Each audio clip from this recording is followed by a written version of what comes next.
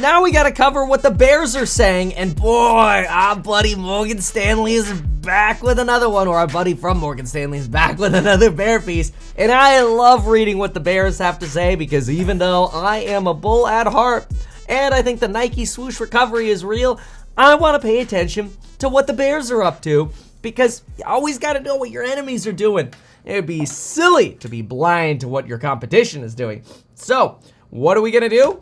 We're gonna look at this piece right here. Morgan Stanley. The bond market is questioning the Fed's dot plot. Basically, I'm gonna keep this one simple for you. So, the bond market is pricing in cuts. Jerome Powell, per Mike Wilson, Morgan Stanley's analyst, who's the big bear in the office. He probably doesn't have many friends in the office, but who knows? Anyway, he says, look, the Fed is really explicit that we're not going to cut rates this year. Why is the market cutting in these rates? Well, it's probably because the bond market is saying the U.S. economy is either going to fall into recession or banking stresses are far from resolved. But he actually missed an argument here. And I like to point out where the bulls could be wrong and where the bears could be wrong. But he missed an argument here.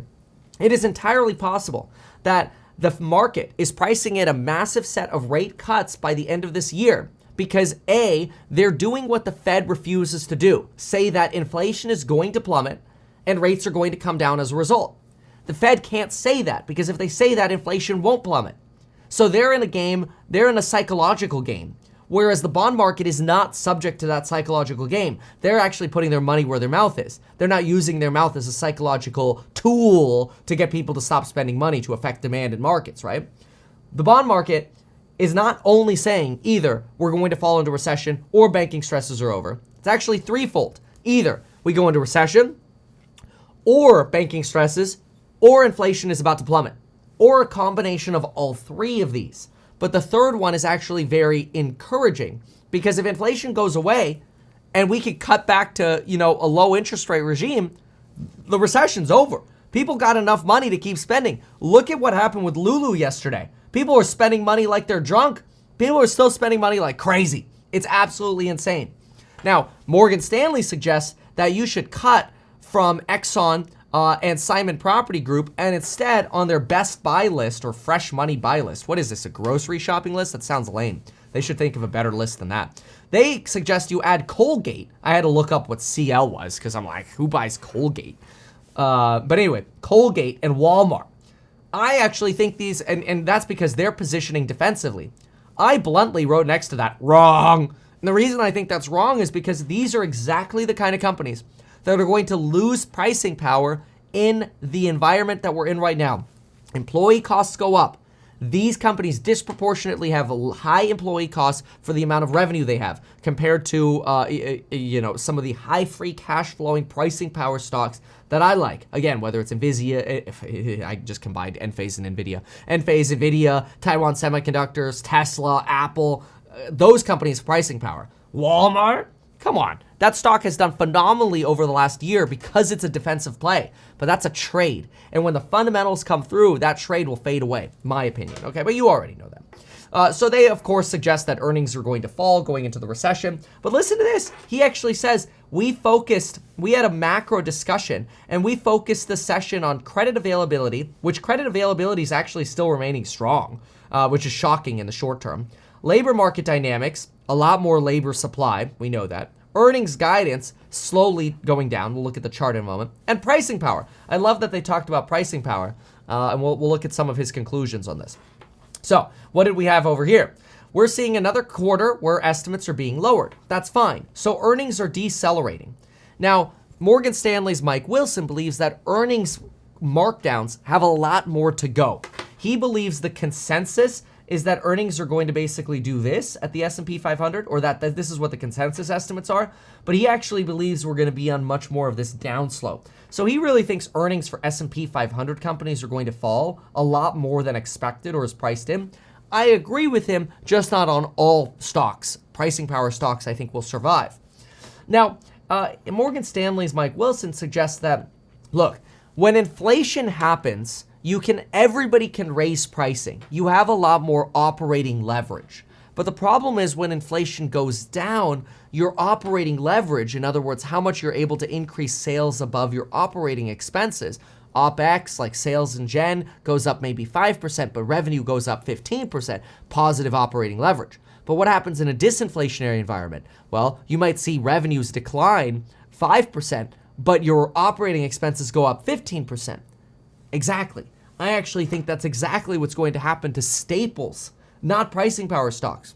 Now, we could actually be aligned in that he might be thinking, look, maybe it's the S&P 500 that gets burned. I agree with that because there are a lot of staples in the S&P 500. Now, something that I thought was very interesting is I purposefully wanted to see what ChatGPT would say about this. So we ran ChatGPT. What does inflation do to operating leverage? And they talk about exactly this, about how inflation can increase operating leverage. However, it's worth noting that inflation can also affect a company's pricing power, which could affect operating leverage. For example, if a company has strong pricing power and can pass on inflationary effects to customers, it may be able to maintain profit margins. The question, though, is, do you get pricing power solely because of inflation? I believe the answer is every company gets pricing power because of inflation. The real challenge is which companies maintain pricing power when that inflation goes away. And that's what Mike Wilson is warning of. So he thinks when that inflation goes away, the easy pricing power, all the easy PP goes away. Now you enter the bear market where only the companies with true pricing power survive the recession. Mike Wilson suggests that equity risk premiums right now are way too low to justify being in stocks. Now, I wrote on this that yields potentially manipulate this, and that's because right now the risk-free rate is so high because of the inflation we're fighting, and Mike Wilson did only go back to about 2008 here. So I have a little bit of an asterisk on his bear thesis here, and I do also think that he has a point, though. He has this point that says it's possible equity investors are simply looking ahead towards the next bailout and the next stimulus regime. He might be right about that. He might be right that equity markets are looking towards basically the Fed just to cut to zero, and maybe we start getting stimulus checks again. Not just for the CHIPS Act, not just for EVs and energy, but also potentially expanded unemployment or otherwise. Maybe. Now, bear in mind that breadth has been exceptionally weak as large cap stocks are holding up the averages right now. Basically thinks, look, if large caps start falling, it's over because those are the only things holding up the S&P 500 right now. Now, he also makes an argument here about real estate briefly, that we do not think that real estate is going to suffer the pain that we saw in the global financial crisis or the savings and loan crisis. And specifically, while there'll still be weakness in lending and mortgages, ultimately, we believe that real estate won't suffer with the exception of retail as much as it previously had in the past. However, credit cards still running hot. And in my opinion, that reiterates that people are on it in terms of, well, spending through this recession. Now, my goal was to end this, but I want to add some more commentary before the bell. So we're going to listen to the bell, and then I want to add some more commentary in my thesis on this. Look, I'm not going to ever go against Nike because it's a great manufacturer, but wow, these guys are well ahead of Nike. Let's get the opening bell here. CNBC Real-Time Exchange at the big board. Panagram Structured Asset Management celebrating the recent listing of its first ETF. Nice green open. Welcome to a green open, everyone. Okay. So I got to get to the course member live stream, but what are my opinions on what Morgan Stanley is saying here, or specifically Mike Wilson? He has a point that yes, in a traditional recession, wouldn't it make sense to go to staples, especially Walmart? Yes, and that's why people have gone to Walmart over the last year, because the idea is that poor people stop shopping at Target and fancy places, they go to Walmart. Richer people stop spending at Target and Whole Foods, they go to Walmart. And that actually has been happening. He is correct about that. But in my opinion, being correct about that is actually looking into hindsight. When we look at Walmart stock over the last year, they've done very well. They're only down 1.73% over the last year. They've done extremely well in terms of holding up shareholder value. The problem is, in my opinion, this is a company that is actually looking at pain ahead. take a look at the following. We're going to look at their fundies really quick. So this is the last time I looked at the fundamentals on Walmart, which actually this was not the last time. This is an old one. This is from July. I want to go ahead and pull up a more recent fundie on Walmart. But we can look at this really quickly. So we looked at gross margin actually still being very incredible for Walmart, sitting around 23% gross, net margin sitting around 4%, which was fantastic. We'll get a recent report over here. They have lots of, let's see, what do we wrote over here? Lots of cost and little cash is what I wrote. They have a lot of payables. Now that can tend to be very normal for a merchandiser. And when we look at their net cash provided by operating activities, though, they're still pumping out somewhere around $9.2 billion in operating cash at the last 6 months of 2020, or the first 6 months of 2022. When you take out or look at just free cash flow, they were sitting at about $1.5 billion of free cash flow. So they got free cash flow. They've been holding up, very good defensive stock. But we want to look at some of their revenues. So let's go ahead and get their last quarterly report and look at that, and then we'll jump on over to the course member live stream. So if we go on over to their last press release, we'll get a little bit more of a look into Walmart, because obviously he's moving into Colgate and Walmart for a reason, a defensive play. The idea is that eventually, if people get rid of all of their discretionary spending, the one place they'll still go is Walmart. It's not a terrible argument. It's a very traditional recessionary mindset argument. The question really becomes, how deep is the recession going to go? Are we going to be in a situation where we keep this recession going so long that you do end up killing people buying new iPhones or new cars or whatever?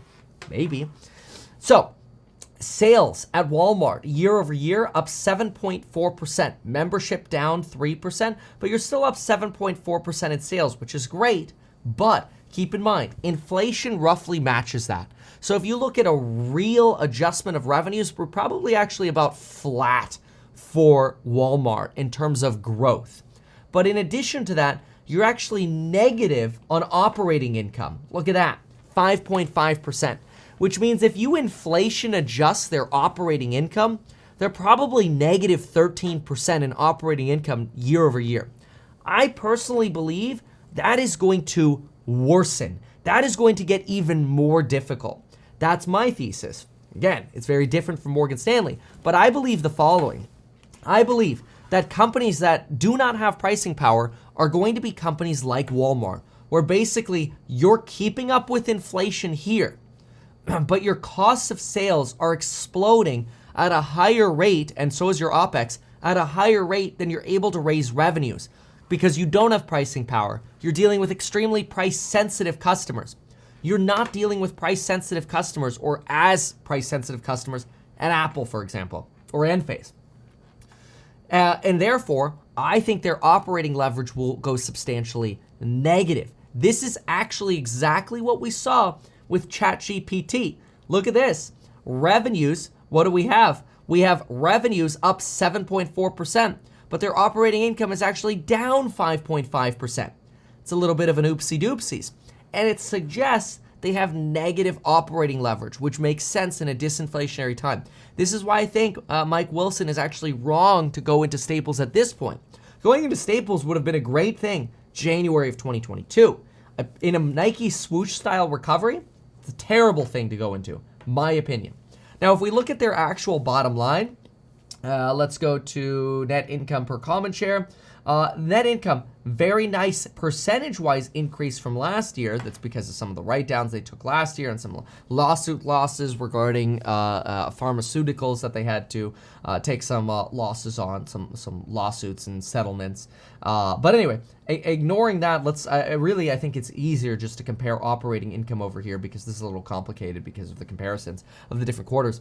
But in my opinion, this is not necessarily something that's super exciting. Let me look at their cash flow quickly, and then let's look at Colgate briefly, and then we'll jump off over Course Member Live. So they actually had a nice free cash flow, though. I will give them that. Look at that. Very nice free cash flow. If we subtract these two numbers here, you've got about a $12 billion set of free cash flow. So plenty of cash, but declining operating leverage. Again, you would expect that, though.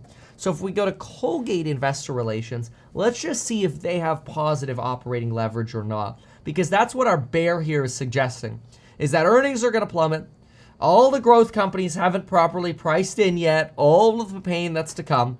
And basically, the S&P 500 is being propped up by companies like Microsoft or Apple or otherwise, and the real pain is coming. Okay, so let's look at where he's moving money to.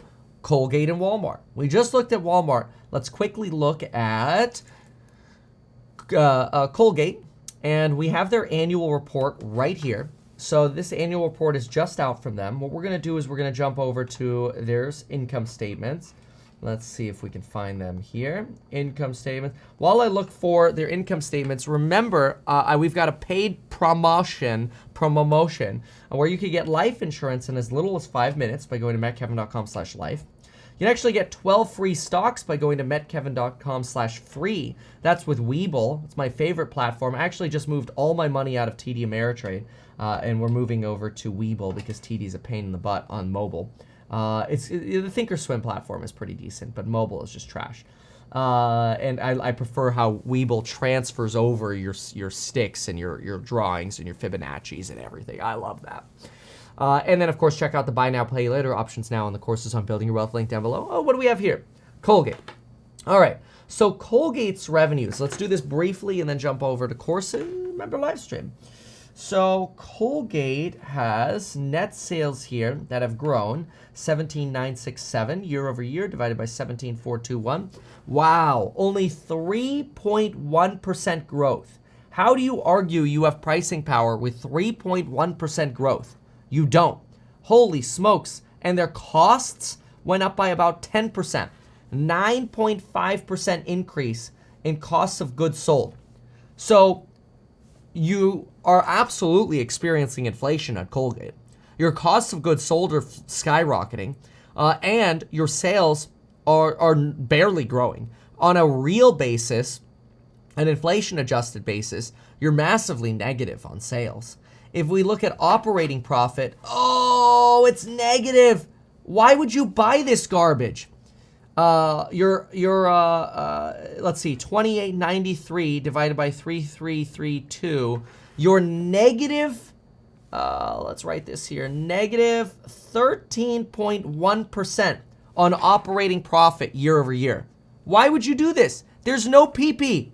There's literally zero PP. Like, it's not even micro PP. It's like negative PP. It's an inverted PP. It's inside out. This is problematic. Now, the crazy thing, again, is these staples have actually held up. CL, let's see how it is. CL stock, I don't know, I haven't looked, but I'll look. Let's just do year over year. Yeah, that's what I'm saying. This is stupid. Look at that. Colgate, negative operating income, negative operating leverage, trash. The stock is down 1.8% year over year, just like Walmart. Why? Because the bears, the weenie baby bears, are like, recession? Okay, we must move money to defensives. That's because what happens?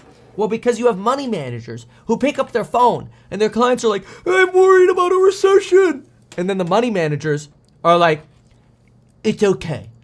You're paying me to reallocate to defensives. We have done so. Are people really going to stop buying toothpaste because of a recession? Are people going to stop buying Walmart chocolate bars because of a recession? No, of course not. Don't worry. We have you defensively positioned. But in the long term, what's going to happen? The fundamentals are going to shone through, and these people are going to get wrecked. It doesn't make sense. It doesn't make sense. So what do we have over here? Let's just look at cash flows really quick. Cash provided by operations, that's decent actually, 2.5 bill. CapEx over here, you're at 1.9 bill in free cash flow. It's very good. It's a free cash flowing business, but it's because they're milking an existing business. Their actual operating leverage and their PP is negative. I wouldn't want to go near it. Like, what would you rather have? Okay, this is your choice right now. I really want you to think about this. Keep in mind, this is the same stuff that I do with course members in our live streams daily, which I got to get to. And so if you're not a course member, you're missing out on this kind of perspective, all right? You pay once, you get lifetime access. All right, here's the thing. Would you rather defensives, which are down 1% year over year, you know what, I'll be generous. And so I'll say you're at a 2% discount year over year. you have negative real revenues, you have negative operating leverage, basically you have negative PP, but you do have free cash flow. Free cash flow is positive, that's true, okay? Would you rather that, or do you go over here and you look at pricing power growth stocks, where you have a negative 20% year-over-year discount, you have positive real revenue, you have positive operating leverage in a disinflationary time as well, which basically means you have positive PP, and you're free cash flow positive. So what would you rather? No discount and negative real revenues, or discount and positive real revenues with operating leverage and PP? The only reason those stocks are doing well right now is because it's a trade. It's a trade. If you want to trade it, that's fine. You can play the cyclical trades. But if you're looking for long-term portfolio building, hashtag not personalized financial advice. Some people get mad. They're like, why do finance channels say it's not financial advice? They're obviously talking about financial advice. This could be financial advice, but it's not personal financial advice. There's a big difference. I don't know what your situation is. If you have $100 to your name, should you go YOLO it all into Tesla? That's different from somebody who's got $10 million. Should you YOLO $100 into Tesla? Very different question, right? People get mad about the stupidest things, mostly because they don't understand legal definition. But anyway, which one makes more sense, in my opinion? It should be obvious, okay? PP. Big PP. That's my opinion. Now, with that said, I gotta take care of my course members. So I'm gonna hop on over, because usually we do the bell with them, and you got a little bit of a special freebie over here. Now we're gonna see and answer all the questions they have. Why is Donald Trump a money manager? It's gonna be huge, okay? Because we like PP, we wanna grab it by the PP, and we want huge PP. That's what we want. PP. I'm gonna go now.